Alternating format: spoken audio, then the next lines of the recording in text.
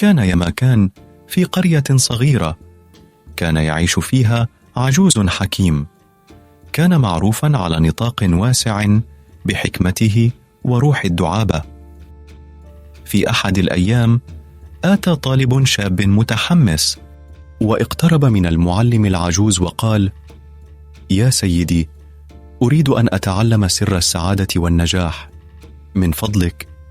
نظر المعلم العجوز إلى الشاب مع وميض في عينيه وقال: حسنا أيها الشاب، ولكن أولا يجب عليك إكمال مهمة بسيطة، الذهاب إلى السوق وشراء أكبر وأطيب بطيخة يمكنك العثور عليها، وأن تحملها على رأسك وتمشي عبر القرية دون أن تسقطها. كان الشاب في حيرة لكنه مصمم، فذهب إلى السوق ووجد بطيخة ضخمة فحملها على رأسه ومشى عبر القرية بأقصى قدر من التركيز. وأثناء مروره لم يستطع الناس إلا أن يضحكوا ويهتفوا له، حتى أن البعض انضم إليهم في التصفيق، ورأى الشاب وجوها مضحكة. أخيرا بعد رحلة مليئة بالمطبات وصل الشاب إلى كوخ المعلم العجوز، وكان البطيخ في حالة من اللباقة، وشعر الشاب بالارتياح ونظر إلى المعلم متوقعا أن يتم الثناء عليه على إنجازه، ولكن المعلم العجوز انفجر بالضحك وقال له: أحسنت أيها الشاب، قال وهو يمسح دموع الضحك من عينيه. كما ترى، سر السعادة والنجاح بسيط تماما مثل حمل البطيخة.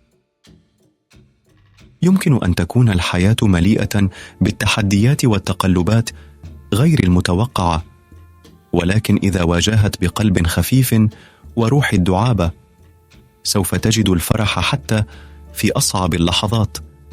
لم يستطع الشاب إلا أن يضحك، وأدرك أيضا الحكمة في كلمات المعلم العجوز.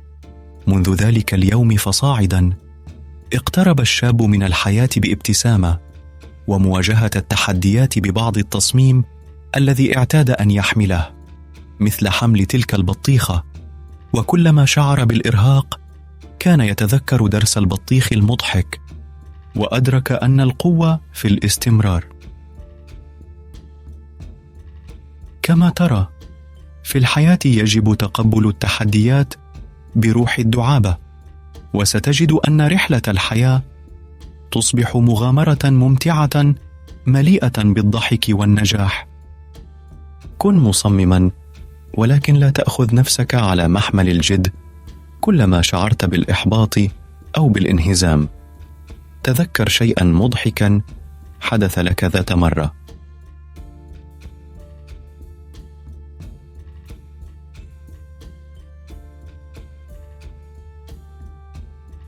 في يوم من الأيام كانت هناك سيدة عجوز تبكي طوال الوقت، وكانت ابنتها الكبرى متزوجة من تاجر مظلات، بينما كانت الابنة الصغرى متزوجة من بائع معكرونة.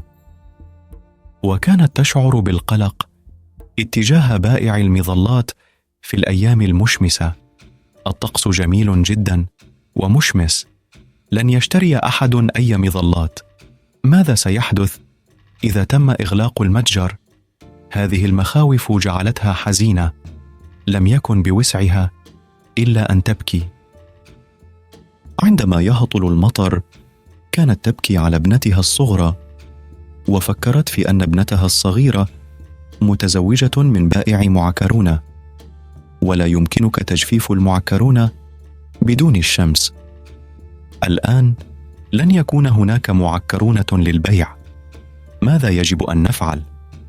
ونتيجة لذلك عاشت السيدة العجوز في حزن كل يوم، سواء كان الجو مشمسا أو ممطرا. كانت تحزن على إحدى بناتها، ولم يتمكن جيرانها من مواساتها. ذات يوم التقت بحكيم، وكان فضوليا للغاية لمعرفة سبب بكائها الدائم، فشرحت له المشكلة. فابتسم الحكيم وقال لها: سيدتي، لا داعي للقلق، سأريك طريقا للسعادة، ولن تحتاجي إلى الحزن بعد الآن. كانت السيدة الباكية متحمسة جدا، وطلبت على الفور من الحكيم أن يريها ما يجب فعله. أجاب الحكيم أنه بسيط للغاية، كل ما عليك فعله هو تغيير وجهة نظرك في الأيام المشمسة، ولا تفكري في أن ابنتك الكبرى على أنها لن تكون قادرة على بيع المظلات، ولكن الابنة الصغرى ستكون قادرة على ذلك. يجب أن تكون قادرة على صنع الكثير من المعكرونة، ويجب أن يكون عملها جيدا جدا. عندما يهطل المطر، فكري في متجر المظلات الخاص بالابنة الكبرى. مع هطول المطر يجب على الجميع شراء المظلات، وسوف تبيع الكثير من المظلات، وسيزدهر متجرها أخيرا. رأت السيدة العجوز النور، واتبعت تعليمات الحكيم، وبعد فترة لم تعد تبكي، بل أصبحت تبتسم كل يوم. منذ ذلك اليوم سميت بالسيدة المبتسمة. ترى في الحياة كل شيء في حياتك يتعلق بالمنظور. هناك دائما وجهان لعملة واحدة، يعتمد الأمر على الجانب الذي تختاره للنظر إليه. بالنسبة للعجوز، في الواقع لا شيء تغيرت في حياتها، فقد كانت السماء تمطر في بعض الأيام، وكان الجو مشمسا في بعض الأيام، لذلك لم يحدث فرقا حقا في أعمال بناتها، ولكن الشيء الذي تغير هو أنها غيرت وجهة نظرها، وهذا هو سر الحياة السعيدة. أترى كيف أن الحياة تتدفق بنفس الإيقاع لكل البشر، لكن البعض يغرق في دوامات الحزن، بينما يرقص آخرون على نفس النغمات؟ إنها ليست الحياة التي تعطي المعنى، بل نحن من نصنع المعنى للحياة. عندما تتحول الأيام إلى صفحات متشابهة في كتاب حياتك، اعلم أن المشكلة ليست في الكتاب، بل في العدسات التي تقرأ بها. ما نراه في الخارج انعكاس لما نحمله في الداخل. نحن لا نرى العالم كما هو، بل كما نحن. إن الحكمة ليست في تغيير العالم، بل في تغيير الزاوية التي ننظر منها. فكر في الأمر، كم من الآلام التي نعيشها ليست سوى توقعات بنيناها بأنفسنا؟ كم من المخاوف التي نحملها ليست سوى ظلال لأحداث لم تقع بعد، وربما لن تقع أبدا؟